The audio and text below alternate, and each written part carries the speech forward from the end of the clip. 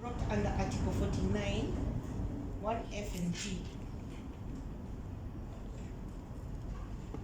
The applicant seeks to have continued detention of the respondent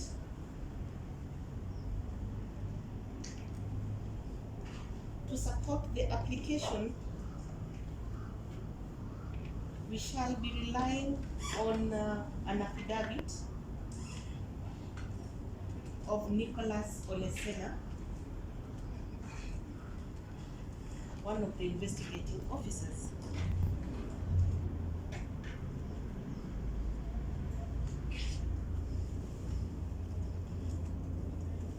Your Honor, one, will be requesting this Honorable Court to grant our application.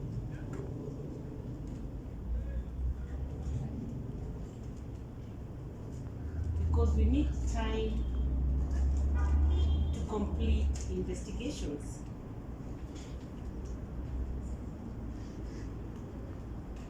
Your Honor, it's notable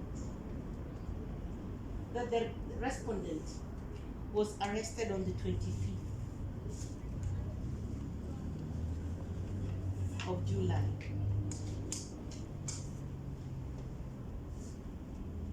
That was in Eldoret, was in Issue County. Your Honor, the nature of the investigation will require the investigators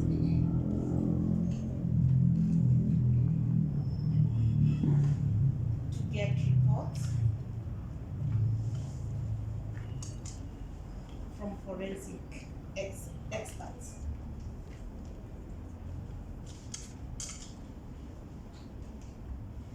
It is true, some of the gadgets have been seized, but taking into consideration when the arrest was made,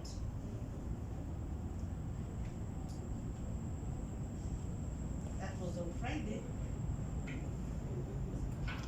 so on Saturday, I'm corrected, actually on Saturday. My apologies to the court.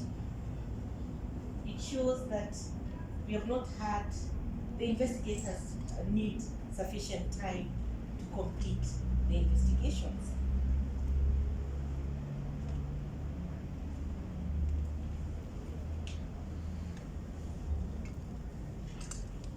Your Honor, it's also worth noting that the investigations are towards a publication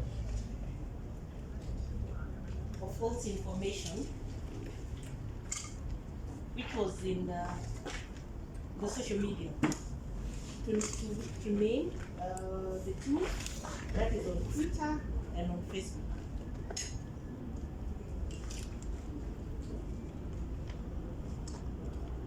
Your Honor, again, that is information which the forensic experts will need sufficient time to collect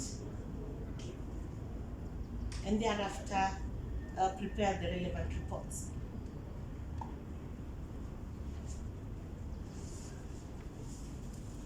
Your Honor, I wish to draw your attention and I appeal to this Honorable Court to lay special emphasis on paragraphs 12 to 17.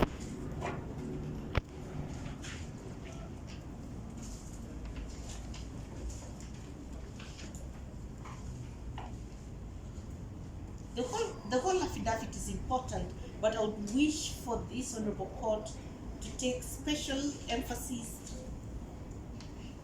On the affidavit or Nicholas Olesena. So I typed here that if I look at this affidavit that I have, Yes. so the same page, your affidavit seems to start from 8, 9, 10, 1, and 11. I think that was an error, but what is marked as So what is marked as 12? 12, 13, 14 to 17. So that is what is marked as 12. Yes, yes. It was an There error. seems to be an error. Yes, yes. Yes. Your Honor, therefore our submission that if the respondent is released, he is likely to access the Twitter and Facebook accounts And since he's the person responsible and in charge of that, as we're stating, he's likely to interfere with the evidence,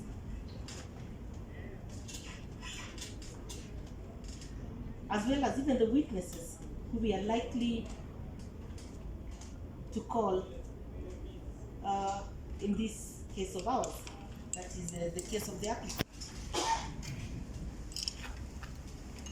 Your Honor, it's also worth noting that the investigations are likely to open other areas of investigation. So it's still premature to have the respondent released at this point. Your Honor, there is also the likelihood that other suspects that this investigation may lead to the arrest of other suspects.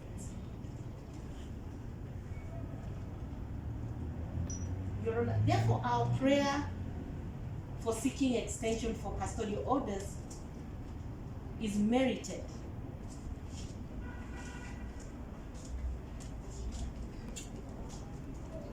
And the days requested for that is 14 days would be sufficient for the investigating team to complete the investigations.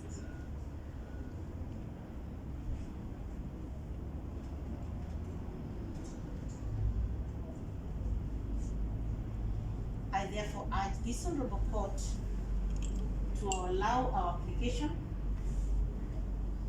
and grant all the orders that the applicant seeks.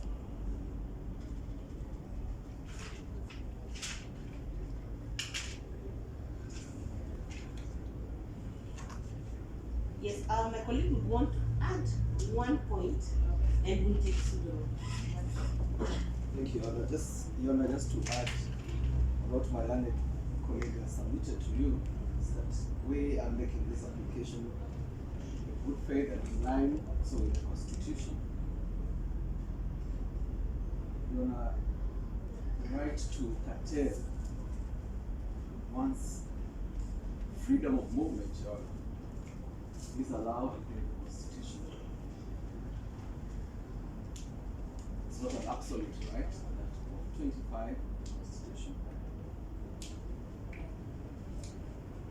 And therefore, Your Honor, it is our humble submission that we are moving this court within the precepts of the Constitution and all the rights of the suspect, Your Honor, will be safeguarded during this period.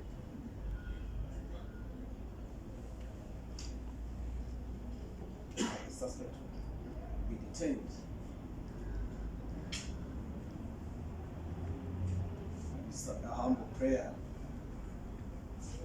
that our application will be allowed.